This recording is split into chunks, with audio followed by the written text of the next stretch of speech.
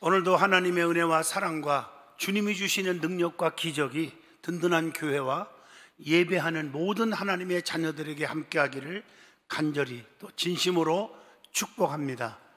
마가복음 8장 34절에서 35절을 통해서 주님의 참 제자가 됩시다 하는 제목으로 함께 깊은 은혜의 시간 되기를 바랍니다.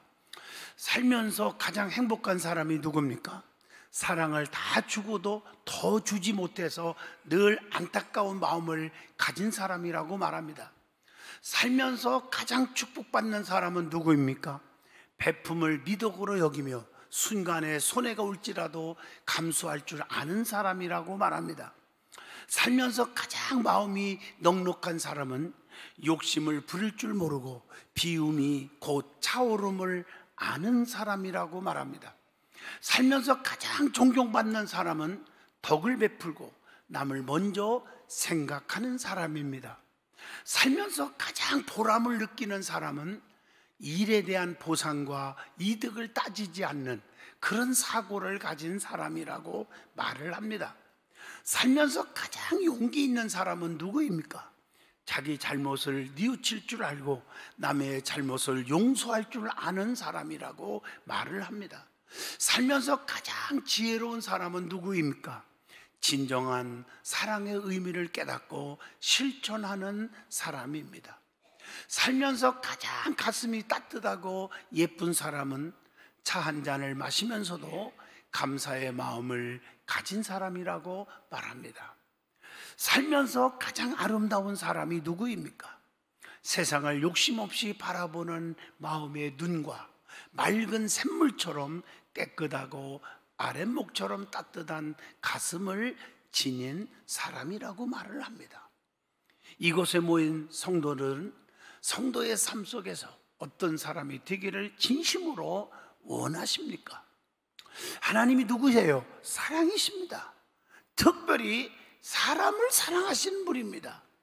천지를 말씀으로 창조하실 때도 인간이 살기에 편리하도록 모든 만물을 다 창조한 후에 제일 나중에 자기 형상대로 만드시고 생기를 불어 넣어주셨다고 성경은 말합니다.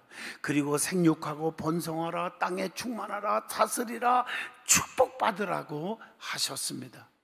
요한복음 3장 16절에 보면 하나님이 세상을 이처럼 사랑하사 이렇게 말씀하시면서 독생자 예수 그리스도를 보내주셔서 죄로 말미암아 영원히 멸망받을 수밖에 없는 저와 여러분을 구원하게 하신 줄로 믿습니다.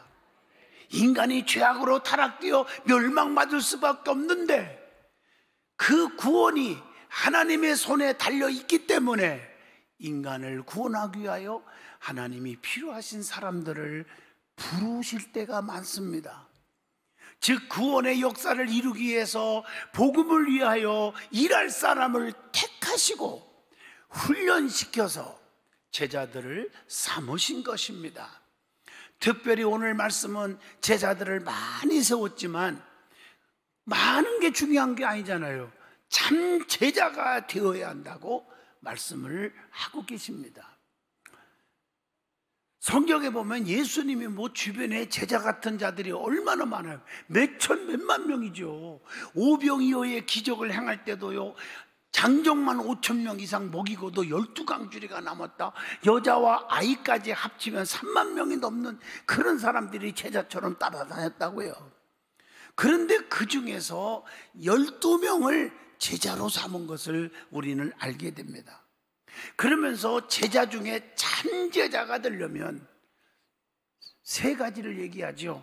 자기를 부인하고 자기 십자가를 짊어지고 주님을 쫓아야 한다고 오늘 본문 34절에 기록하고 있습니다. 오늘 저와 여러분이 주님의 참제자가 될 수 있기를 간절히 소망합니다. 주님의 참제자가 되어야 합니다. 오늘 본문 마가복음 8장 34절입니다. 주님의 참제자가 되려면요 어떻게 해야 합니까? 성경에 다 기록되어 있잖아요. 그 주님의 참제자가 되기 위하여 그분의 요구가 무엇인지를 알아야 할 것입니다. 그것은 자기를 부인하고 자기 십자가를 지고 나를 쫓아야 한다고 주님이 말씀하고 계십니다. 자, 성경을 읽어보면 항상 양면성이 있어 구분되어 있어요. 교인의 종류도 똑같은 것 같아도 양면으로 나눠지고 있습니다. 알곡이 있으면, 열매가 있으면 가라지가 있고 쭉정이가 있다고 마태복음 3장 12절에 말씀합니다. 또 마태복음 13장 30절에도 교훈하고 있습니다. 양 같은 사람이 있으면 염소 같은 자가 있다고 마태복음 25장 32절 33절에 기록하고 있습니다. 성령 충만을 상징하는 기름, 그 기름 준비한 슬기로운 다섯 처녀가 있는가 하면 기름 준비하지 못한 미련한 다섯 처녀가 있음을 마태복음 25장 1절로 4절까지 기록되어 있습니다. 교회 안에도 예배를 드리러 오는 자가 있는가 하면 예배를 습관적으로 보러 오는 자가 있어요. 그래서 요한복음 4장 23절로 24절에 신령과 진정으로 예배하는 자를 하나님은 찾는다고 말씀하고 계십니다. 또 성경에 보면 교회 안에도 감사가 넘치는 자가 있고 원망과 불평이 가득 찬 자가 있음을 고린도서 3장 15절에 말씀합니다. 또 오른편에 항상 서 있는 자가 있는가 하면 매사가 아닙니다. 그렇게 하면 안 됩니다. 왜 저렇게 하십니까? 목사님, 장로님, 왜 그렇게 하십니까? 이렇게 생각하고 말하는 자가 있음을 마태복음 25장 34절을 통해서, 마태복음 25장 41절을 통해서도 교훈하고 있습니다.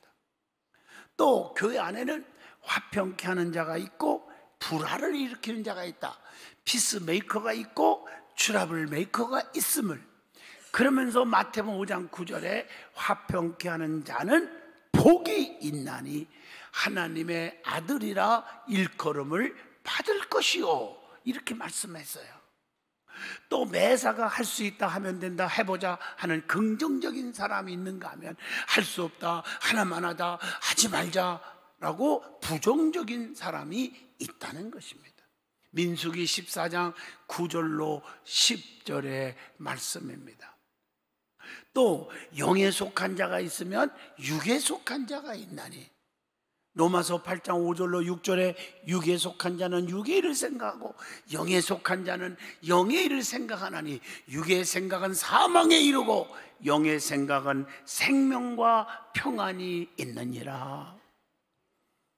또 성경에 보면 사랑이 넘치는 자가 있고 미움이 가득하여 비판하는 자가 있다고 갈라디아서 5장 13절에 기록하고 있습니다. 오늘 제가 이걸 소개하는 이유는 이제라도란 말 있잖아요. 나사로가 죽어서 썩어서 시체가 무덤에서 썩어 있지만 이제라도 주님이 하시면 내 오라비가 살 줄로 믿나이다. 살았잖아요. 요것 때문에 여러분들에게 이 말씀을 들으라고 증거하는 것입니다. 교회 안에도 열심히 순종하는 자가 축복을 받지만 불순종하는 자에게는 저주가 임함을 신명기 28장 1절로 19절을 통해서 가르쳐 주는데, 그래서 신명기 28장 2절에 보면 말씀대로 순종하면 이 모든 복이 내게 임하리니, 그래서 6절에 들어와도 복을 받고 나가도 복을 받을 것이니라. 그런데 반대로 말씀에 불순종하면 들어와도 저주받고 나가도 저주받게 된다고 신명기 28장 16절에 말씀합니다. 자, 그러면 구약과 신약 성경을 읽어보면 그 구약과 신약 성경에 나오는 죄자에 대해서 말씀을 좀 드려보려고 합니다. 구약에 나오는 죄자입니다. 구약 성경을 읽어보면 죄자라는 단어가 꼭 두 곳에서 나옵니다. 하나는 역대상 25장 8절에 보면 큰 자나 작은 자나 스승이나 죄자를 막론하고 이렇게 나와요. 다 같이 제비 뽑아 직임을 얻었다 하는 말이 나와요. 이사야 8장 16절 봐도 율법을 내 제자들 가운데서 봉함이니라 이렇게 말씀해요. 그러니까 제자들의 예를 한번 들어보면요, 성경에 특별한 사람 인물이 나오죠. 모세와 여호수아입니다. 출애굽기 17장 9절로 10절입니다. 출애굽기 24장 13절에도 나옵니다. 모세는 직접 하나님으로부터 부르심을 받았어요. 모세야 모세야. 떨기나무 불 가운데서 부르죠. 성령의 역사하심, 하나님의 살아계심을 보여주는 체험 가운데서 불렀다는 얘기예요. 그리고 출애굽기 4장 17절, 너는 이 지팡이를 손에 잡고 가서 이것으로 이적을 행하라. 권능을 주셨어요. 그리고 강한 손으로 애굽에서 자기 백성을 구원코자 불러주셨다고 출애굽기 32장 11절에도 말씀을 줍니다. 출애굽기 3장 10절에도 부르심에 대한 말씀이 기록되어 있습니다. 그런데 모세의 제자 여호수아는 하나님의 뜻에 따라서 모세를 돕고자 헬퍼가 되라고 불러주셨다는 거예요. 그게 출애굽기 32장 17절로 18절입니다. 여러분, 모세나 제자 여호수아나 엄밀히 따지면은 하나님께 영광입니다. 하나님의 영광 받으시려고 불러주신 거예요. 그러니까 여호수아는 모세의 뒤를 이어서 열심히 사명을 감당한 거 아닙니까? 그래서 그 이후에 모세의 후계자로 지명을 받게 되는 거예요. 민수기 27장 18절로 20절입니다. 모세가 여호수아를 지켜본 거예요. 제자로서 주의 종 모세를 절절절절 따라다니면서 그 기적과 권세와 그 메시지 전하는 그걸 다 경험한 다음에 그가 체험된 거예요. 그래서 제자 여호수아를 모세가 자기 후계자로 세운 거예요. 세우시는 일은 모세가 한 것 같아도 엄밀히 따지면 전능하신 하나님이 세워주신 줄로 믿습니다. 그 밑에서 훈련을 길게 받게 하시고 세워졌어요. 또 하나 인물이 나오죠. 엘리야와 선지자의 생도들이라고 나옵니다. 그게 열왕기상 19장 18절입니다. 우상 숭배가 심각할 때 하나님 중심으로 우상 앞에 절하지 아니하고 믿음 지켰던 자들 철저하게 사명을 감당했습니다.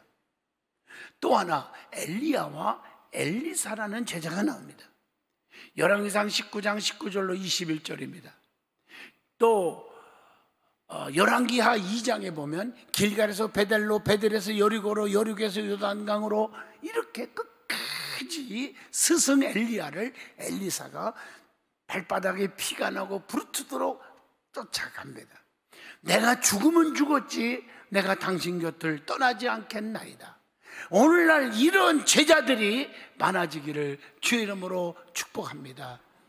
엘리야는 권능의 두루마기를 받고 악의 세력과 싸워서 하나님의 살아계심을 보여준 하나님의 제자 중에 제자가 엘리야입니다. 열왕기상 18장 36절로 40절입니다. 엘리사는요, 엘리야는 엘리사를 그래서 후계자로 제자로 삼았다고 열왕기상 19장 15절로 16절에 기록되어 있습니다. 이렇게 훈련을 쌓고 스승을 따르게 하고 하나님을 섬기게 했던 제자들이 더 강하게 쓰임받은 줄로 믿습니다. 또 신약에 나오는 제자들 얘기가 또 나오죠. 그 중에 대표적인 인물이 예수님의 12제자입니다. 마가복음 3장 16절로 19절, 또 마태복음 10장 2절로 4절이나 누가복음 6장 14절로 16절, 사도행전 1장 13절에도 기록되어 있어요. 12제자들 다 알잖아요. 시몬 베드로, 세베대의 아들 야고보와 요한, 안드레, 빌립, 바돌로메, 마태, 도마, 알페오의 아들 야고보, 다데오, 또 가나안 사람 시몬 하나 빠졌죠. 누구요? 이름도 거론하기 싫은데 가룟 유다. 12명이에요. 그런데 가룟 유다가 예수님을 배신했죠. 그래서 비참하게 죽었죠. 버림받았죠. 그러니까 하나가 빠지니까 예수님은 12명을 채워야 되겠거든요. 그래서 결혼이 생겼는데 사도행전 1장 2절로 26절 보시면 나옵니다. 누구를? 마띠아를 추가로 세워줬으니 여러분의 이름이 제자의 이름에서 빠지지 않기를 진심으로 축복합니다. 다른 사람과 교체되지 않기를 진심으로 축복합니다. 나는 이걸 깨달았어요. 하나님, 장양희 목사가 주님의 제자 아닙니까? 주여, 나를 특별한 제자로 삼아 주셨고요, 주님이여, 내 이름을 빼고 다른 사람을 듣지 않게 하여 주시옵소서. 그렇게 기도하고 있어요. 저도 12제자를 선택한 주님의 목적이 있어요. 왜 제자를 삼았을까? 예수님이 함께 있게 하려고 세웠다. 세상에 속하지 않게 하려고 세웠다. 이게 요한복음 17장 14절에 나옵니다. 악에 빠지지 않게 하려고 제자를 세웠다는 거예요. 사랑하는 성도 여러분, 요한복음 17장 15절에도 나옵니다. 하나님이 여러분을 왜 제자로 삼기를 원합니까? 악한 세상에 빠지지 않게, 세상의 악의 세력들이 여러분들을 건들지 못하게 하기 위해서, 또 주님 편에서는 너희들과 항상 함께 있고 싶은 마음으로 삼아 주신 줄로 믿습니다. 이게 제자요. 진리로 거룩하게 하려고 요한복음 17장 17절 제자 삼았어. 그것뿐입니까? 복음을 전하게 하기 위하여, 전도하게 하기 위하여, 사람 낚는 어부가 되게 하게 하려고 마가복음 1장 17절 제자 삼았습니다. 예수님의 12제자 중에서 특별히 12명이면 오늘날로 말하면 우리 교회 스타렉스 한참은 다닐 수 있는 적은 숫자예요. 정말 많은 인물 중에서 뽑힌 자들이에요. 그런데 12명 중에서 특별 제자 3명을 사용하셔서 이걸 기둥제자라고 합니다. 저와 여러분은 기둥제자가 되시기를 축복합니다. 예수님의 특별 제자 3명이 있었어요. 누굴까? 베드로와 요한과 야고보입니다. 보세요. 죽은 자가 살릴 때 세상에 누가복음 8장 51절 보세요. 거기에 세 제자를 데리고 가요. 중요한 일이 있을 때, 겟셋마네 동산에서 땀방울이 변하여 핏방울 딛게 기도할 때도 마가복음 14장 33절로 34절 베드로와 요한과 야고보를 데리고 갔다, 이렇게 나와요. 또 변화산상에 성령의 역사할 때 함께한 제자가 세 제자 베드로와 요한과 야고보, 마가복음 9장 2절에 기록되어 있습니다. 여러분은 기둥 제자가 되시기를 축복합니다. 모든 면에서. 그러면 주님의 참 제자의 자격이 있어요. 아무거나 참 제자가 되는 게 아니에요. 여러분, 거짓이 있으니까 참이란 말이 나오지 않겠어요? 맞죠? 위선이라는 사람이 있기 때문에 진실이라는 단어가 사용되지 않겠어요? 가짜가 있기 때문에 진짜가 있는 거 아니에요? 제자 중에서도 말로는 제자인데 제자가 아닌 자가 있기에 참 제자가 되는 자격을 얘기하고 있어요. 첫째, 자기를 부인해야 한다, 이렇게 나와요. 오늘 본문 마가복음 8장 34절입니다. 자기를 부인하는 자만이 주님의 제자가 될 수 있다는 것. 그래서 육신대로 살 것이 아니라 영으로 몸의 행실을 죽이면 살리라. 이게 로마서 8장 13절입니다. 육신의 생각은 누구와 원수가 된다? 하나님과 원수가 된다고 로마서 8장 7절에 말씀합니다. 그래서 겸손한 자에게 하나님의 은혜가 임할 거라고 야고보서 4장 6절에 말씀합니다. 그래서 우리의 참제자는 위의 것을 생각하고 땅의 것을 생각하지 말라고 했어요. 돈 버는 것도 중요하고 명예와 권세를 차지하는 것도 중요하지만 위의 것을 찾는, 위의 것이 더 귀함을 생각하는 믿음의 성도가 되시기를 축복합니다. 두 번째 자격은 자기 십자가를 져야 한다고 오늘 본문 34절에 말합니다. 여러분, 십자가를 질 수 있어야 된다. 자기 십자가. 왜냐? 십자가는 세상을 이기는 능력이에요. 고린도전서 1장 18절에 나와요. 내가 아무리 환난, 고난, 누명을 쓰고 억울한 일을 당하고 힘든 일이 있어도 참아야 돼. 왜? 십자가를 생각하면 내가 당하는 것은 아무것도 아니거든요. 그래서 십자가는 세상을, 환난을, 유혹을, 핍박을 이기는 영적인 능력이 됨이니라. 그래서 힘들 때마다 십자가 단단히 붙잡고 날마다 뭐 하며 나갑니까? 이기며 나가세 그러는 거예요. 어떤 성도가 저한테 와서 펑펑 울면서요, 목사님 왜 그래요? 했더니 아무 얘기 안 하고 십자가 튼튼히 붙잡고 이러는 거예요. 오, 십자가 졌군요. 어떻게 졌는데요? 세상에 남편이 밥 차려달라고 했는데 안 차려줬어요. 그래서 내가 속으로, 겉으로는 내가 뭐라 할 수는 없고 그냥 참아요 그랬지만 속으로는 잘 터졌다, 내가 그랬어요. 그 십자가가 아니에요. 지가 잘못한 거지. 예수님 때문에 핍박을 당하면 그게 십자가예요. 교회 갔다 왔다고 오단협착으로 맞았어, 그 십자가예요. 11조 했다고 남편한테 터졌어, 그게 십자가란 말이에요. 십자가를 질 수 있기를 축복합니다.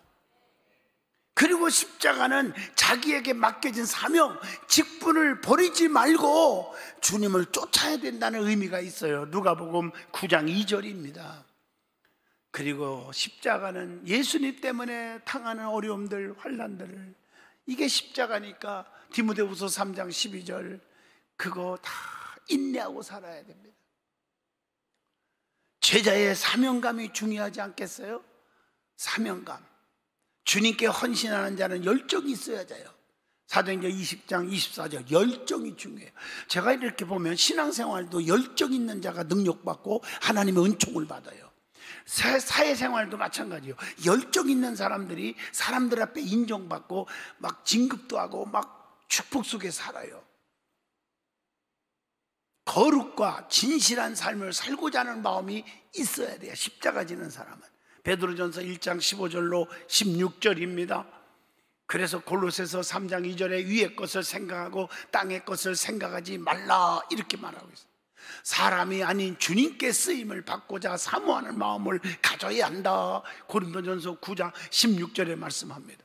골로새서 2장 1절에도 말씀했고 빌립보서 1장 8절에도 말씀합니다. 주님의 참제자의 자격 세 번째, 주님만 쫓아야 합니다. 사람을 좋게 하랴, 주님을 좋게 하랴, 주님을 기쁘게 하는 자가 돼야 돼요. 제자는 부르신 자만을 따라야 합니다. 여러분, 세상에도 마찬가지예요. 여러분, 회사 사장이, 대표가 여러분을 불러서 사원으로 썼어, 과장으로 썼어. 그러면 여러분 다른 회사의 사장 말 들어야 됩니까? 자기를 불러준 사장 말을 듣는 게 기본 인간다운 인간입니다. 교회에서도 하나님이 불렀지만 주의 종이 여러분을 일하라고 각 포지션을 맡겨서 사명을 줬고 제자다운 제자가 되라고 했는데 그 따라야 되지 않겠습니까? 그게 인격적 신앙이라고 말합니다. 그래서 따르는데 어떻게 주님을 따라야 되느냐? 끝까지 따라야 한다. 끝까지. 누가복음 22장 33절이에요. 한번 따라가면 되돌아서지 말아야 돼. 되돌아서지 않겠네. 마태복음 4장 22절, 배와 모든 걸 다 버리고 예수를 따르니라. 베드로입니다. 베드로. 세상의 영광을 생각하지 말란 말이에요. 이것저것 계산하면요 절대 못 따라갑니다. 누가복음 9장 58절의 말씀입니다. 그리고 예수님을 따라가는 자는 예수님을 닮아야 합니다. 요한복음 13장 35절입니다. 말씀을 마치려고 합니다. 어느 초등학교 교실에서 양파 키우기 실험을 했다고 합니다. 우리 권사님 여자 중학교 교장이잖아. 한번 해봐, 이 말 듣고. 세 개의 양파 중에 한 양파에는 매일 사랑한다 그런 말과 칭찬을 했고요, 한 양파에게는 미워한다, 욕을 하는 말로 부정적 이야기를 했대요. 나머지 하나에게는, 양파에게는 관심조차 전혀 안 줬대요.